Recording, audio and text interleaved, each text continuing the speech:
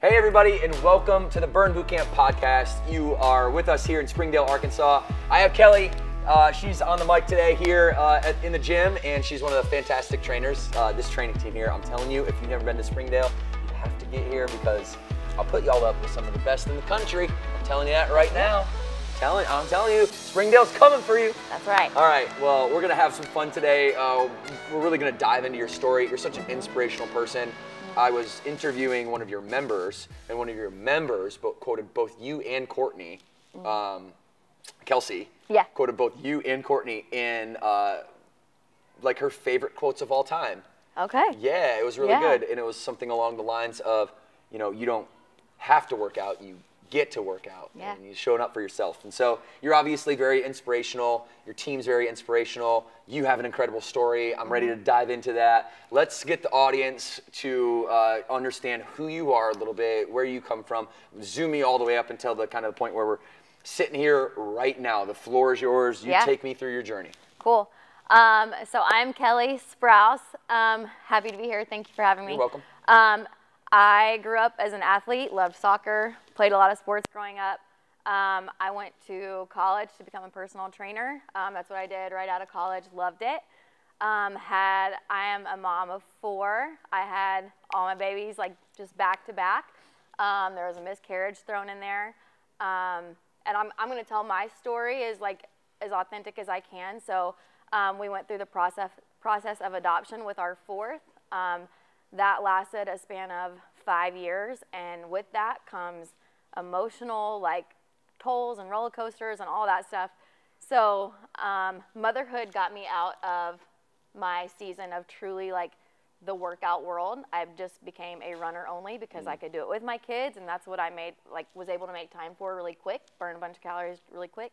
But that didn't keep weight off or anything like that.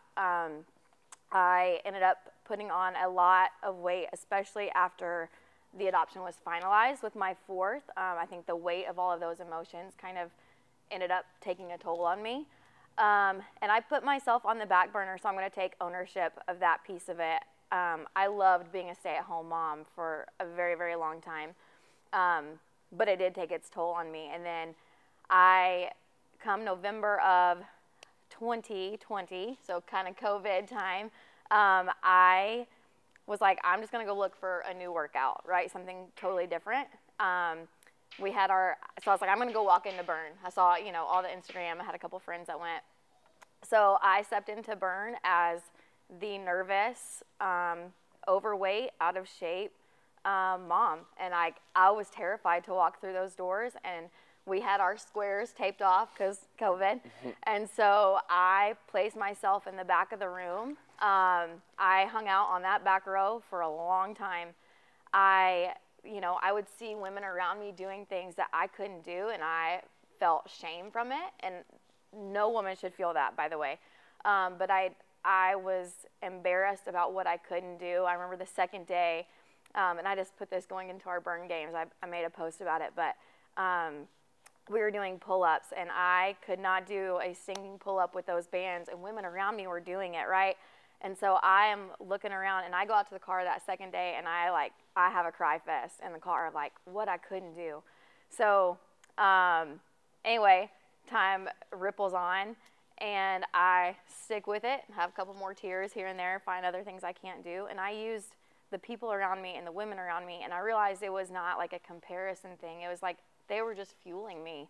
There were certain women that would grab me every time and make me feel comfortable anytime we had a partner day. So like we do, we talk about protein a lot, right? So I implemented protein into my nutrition plan, and I always loved working out. I never loved the nutrition piece of it.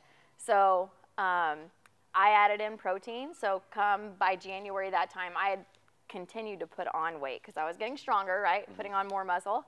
But I had also added protein, but changed nothing else about what I was doing. And so come January, we did a fitness challenge, much like the one that we just kind of wrapped up.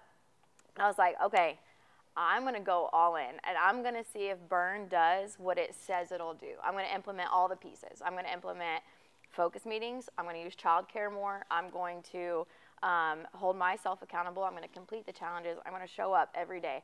So I implemented all the pieces that Burn has to offer, and I was like, now I'm going to say, if it doesn't do what it says it'll do, I'm out.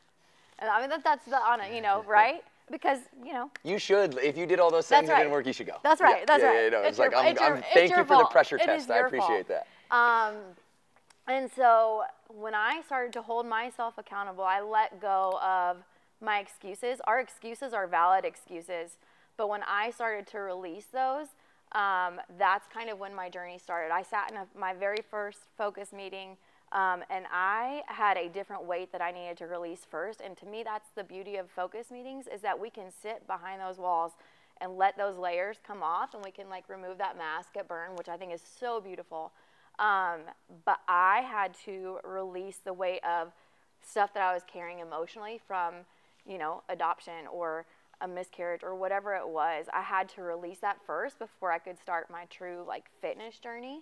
And then once I did that, it was like the weight started, because I was connecting all of those pieces, and each piece connected to itself, right? So it became this bigger picture. And then as I'm having this transformation story, I'm like, I don't realize I'm in one, right? It's happening, but I don't really realize I'm in it. But then God told me, he's like, I'm not done yet. Like, there's more.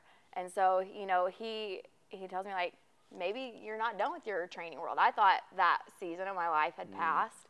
And Ronnie and Chambry's so gracious to, like, just let me step back into it and kind of coach me along the way and gave me that confidence to become a trainer and, like, really pushed for me to do that. So I was so appreciative of them. But, you know, I want to continue to grow and to continue and evolve. But there is like this bigger picture of Burn that is so beautiful, that kind of takes a woman from where she is, and like it gives her potential, because I think we think once we hit this certain age, we're like, oh, that's all that it is, you know. But I think we got to look at our life and be like, where do we want it, right? Like we're not done yet. Where do we want to keep going to? And so like I am hoping that I can.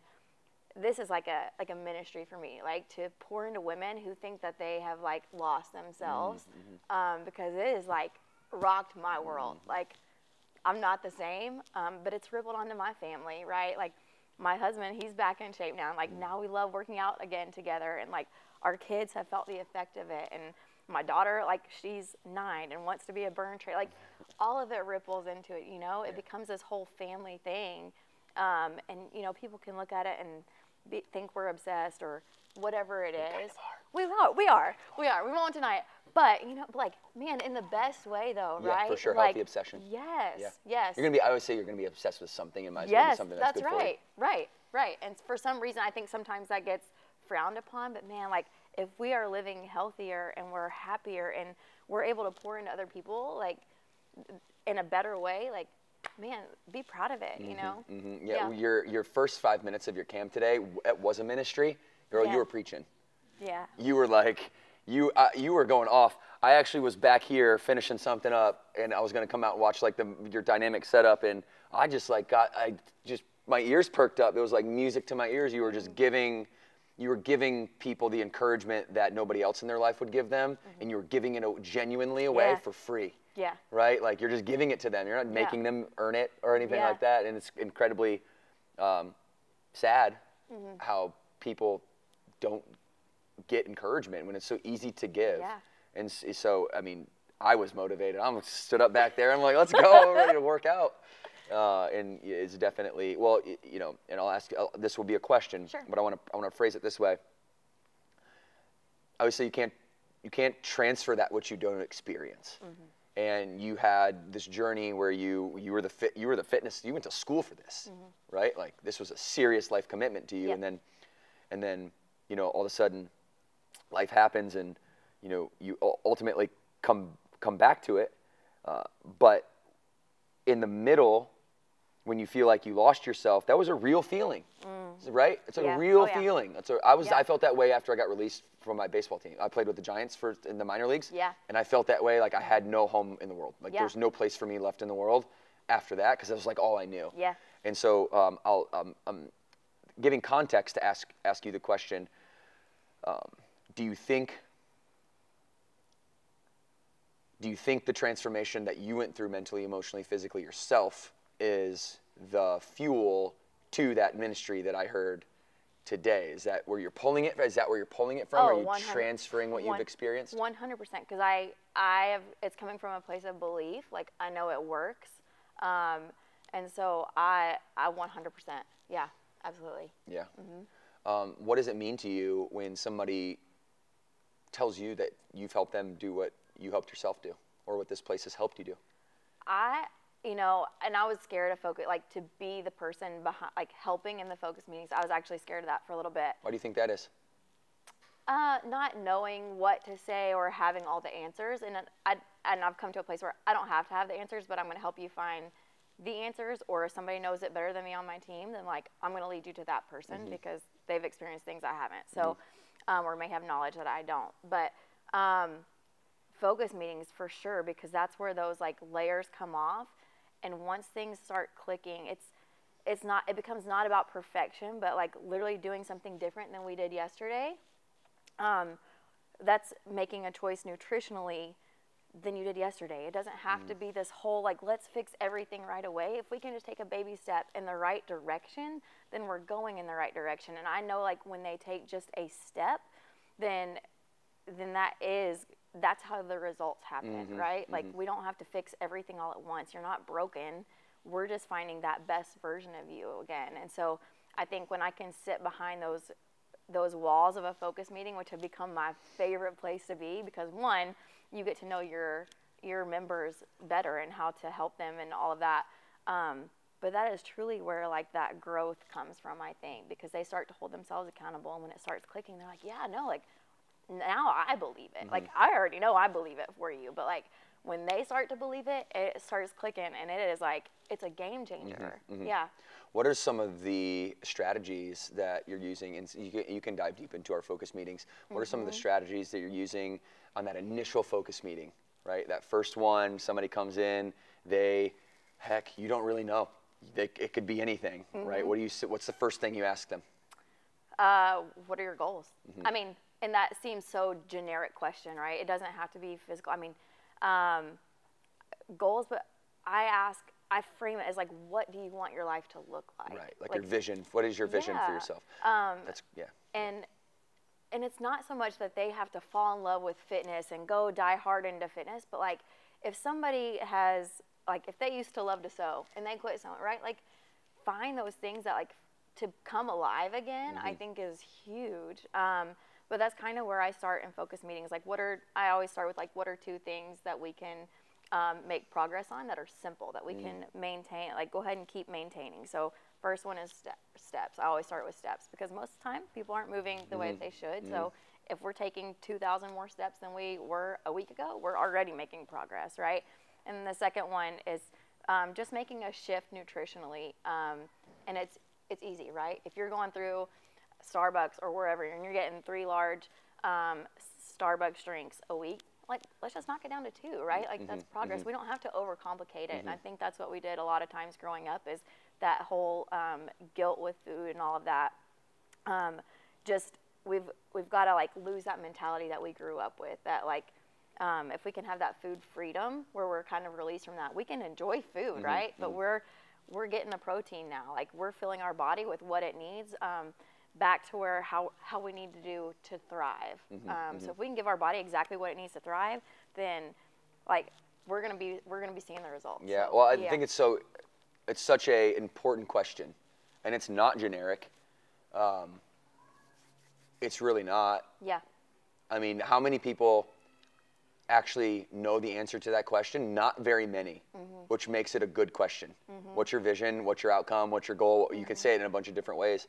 And when you go into a gym traditionally, what happens there is like, hey, step on the scale, let's get your weight, let's get your biometrics down, like regardless of whether you want to or not, or how that emotionally reacts to your psychology, or how you emotionally react psychologically to that, is what I've learned is that there are far more people who don't want to see those the scales than actually do. And so asking that question, I think, is just so important, and it gives our members this sense of like difference. Yeah. Like this place is different. You guys get this all the time. Wow, this place is different. Yeah.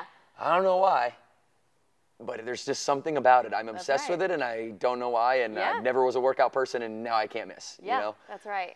Yeah, and so it's just that, we call it break the pattern, right? That's right. You break the pattern, and you just get people thinking differently, and they know from that moment on that there's genuine encouragement that's kind of built into this, right? And it's true, like, to touch on your break the pattern, like, that's another thing that I tap on, is that, like, we grew up with, like, having these habits, like, right or wrong, we just grew up with these habits that we started forming, and so people want to see this quick fix right away, right?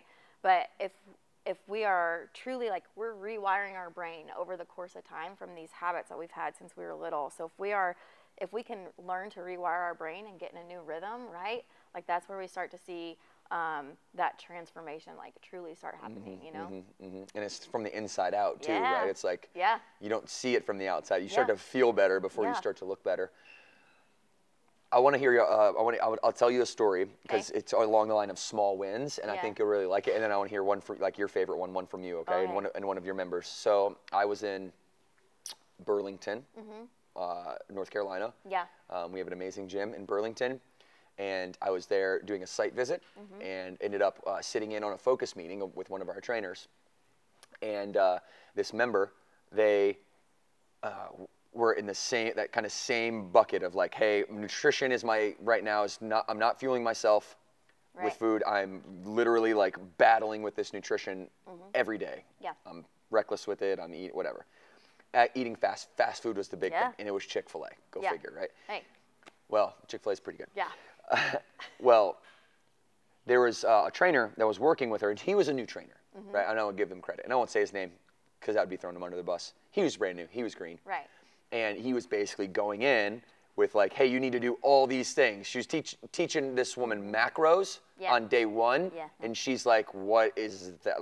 Macaroons? Is that what you mean? Like, right? She didn't know what that was. And so so I ended up kind of rerouting it to small wins. Yeah. And all we had her do was take off the top bun of the Chick-fil-A sandwich. Yes. Take the bottom bun, split it in half, and put the bottom half on the top. Yep. And ate it like that. Yeah. And didn't change anything else about her diet. Yep. And weight started falling off. Yeah. I can't even remember exactly what amount it was, but it was like 20 or 30 pounds. And then trailing 90 days, and she didn't make a single other adjustment. Came to camp. Yep. Right. And literally just didn't eat one extra piece of bread every day. That's right. It's crazy. Yeah. Right. People think that they have to go out and, like, you know, build a plan to make a plan to have one. No. And it's like, you don't really need to do that. It's like, what's the thing you know you need to stop? That's right. And then just, like, let's break that down into its smallest consumable pieces, right? Yeah. I mean, like, that nails it on the head. Yeah. Like, 100%. Do you have one? Do you have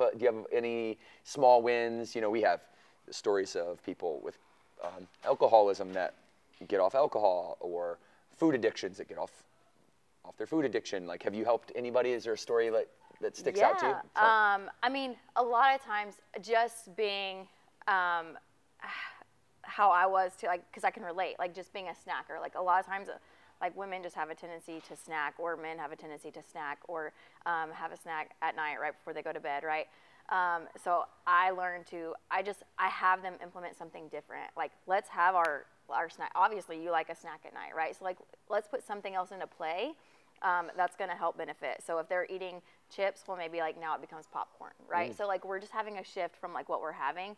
I'm a huge component of food shifts, not necessarily getting rid of trying to fill that space with something that you were already having. I did a podcast on fruit the other day, and suggested that you can have literally any food that you want, just eat a whole bowl of grapes before you do it. Yeah. And you won't be as hungry. Yeah, that's right. It's like, right? It's like just little changes. Yeah. Well, you know, obviously you guys have hundreds and hundreds of members here, and you guys have an amazing training team. You have this microphone right now to talk to all of Burn Nation, and so my last question for you is two questions, really. What advice would you give to somebody out there who was in that place that you were in? You know, you see people getting older, right? And you kind of are like, I don't want to be like that when I'm older. And so I think if you can like truly just look at your life and say you've got one life to live, and what do you want that to look like, and know that like you do deserve to live a life that is full, and like your body was created to move, right? So like if we can kind of dial back into that, like what are those baby steps that I need to take where I'm just gonna be moving for the rest of my life to where I feel good when I'm 60 and 70 and not just sitting on a couch. Like that wasn't what I wanted my life to look like. And so I think there's a lot of people who are like, they don't feel like they can, but all they have to do is literally just take one step different from yesterday. Okay, last question. Okay, oh dear. What impact do you want to have on the world? Golly, like, man, that's like loaded. Like, I just have. Of course it's loaded. That's why it's a good question. I know. I like, because I believe in it, and I believe in like what the brand is for Burn, because it's not just, oh, Burn, but like there is a method that works because it's relatable. Man, like I feel like there's more, and I tell Ronnie and Chambry that all the time. Like I feel like there's more. I just don't know what that is. Burn Games like was like kind of a piece of like what I wanted to get to.